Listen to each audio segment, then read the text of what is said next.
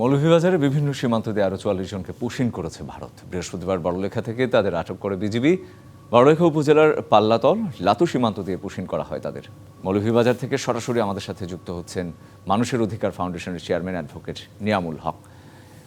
Advocate Niamul হক, আপনার কাছ থেকে আমি যেটি জানবো, আসলে আমরা দেখছি গেল কয়েকদিন ধরেই ভারত পাকিস্তান উত্তেজনার মধ্যে পুশিনের ঘটনা ঘটছে এবং সীমান্তের নানা সীমান্ত দিক দিয়ে, এবং মৌলভীবাজারও একটি, তার মধ্যে একটি আমরা দেখেছি খাগড়াছড়িতে ঢুকেছে। আমার আপনার কাছে প্রশ্ন থাকবে, কি মনে করেন যে এই দুই দেশের উত্তেজনার মধ্যে হুট করে বাংলাদেশে যারা ঠিক আসলে স্থানীয়ও না, তাদেরকে গুজরাট সহ বিভিন্ন রাজ্য থেকে ধরে এনে এইদিকে পুশিন করানো হচ্ছে, এটি কেন করছে ভারতীয় কর্তৃপক্ষ?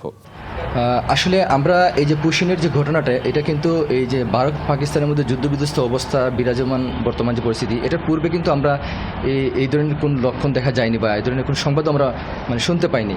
কিন্তু এই যুদ্ধবিধ্বস্ত অবস্থায় আজকে 2-3 দিন বা 4 দিন যাবৎ এই যে পুশিনের ঘটনাটি ঘটছে, এটা আমি যেটা মনে করি যে সম্পূর্ণ এই ভারত এবং পাকিস্তানের মধ্যে যে যুদ্ধ, যে এই যুদ্ধবিধ্বস্ততার কারণেই কিন্তু এই অবৈধ যারা বাংলাদেশ থেকে বিভিন্ন ওই দেশে গিয়ে প্রবেশ করেছিলেন, অনুপ্রবেশকারী যারা ছিলেন,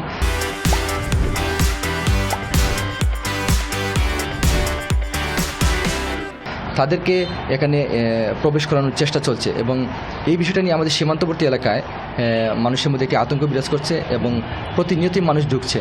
যদিও এখানে আমাদের বিজিবি নানাভাবেই প্রচেষ্টা চালিয়ে যাচ্ছে যে এটাকে বন্ধ করার জন্য, কিন্তু এলাকাটা তো অনেক বড়, আমাদের এই এরিয়াগুলো সীমান্ত এলাকাটা অনেক বড়, যার কারণে সব দিক থেকেই এটা আমার মনে হয় যে তারা নিয়ন্ত্রণ করতে পারছে না।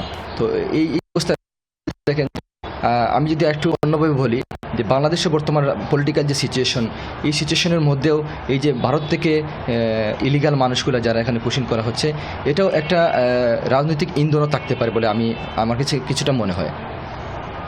জি, ধন্যবাদ নিয়ামুল হক আমাদের সাথে যুক্ত হওয়ার জন্য।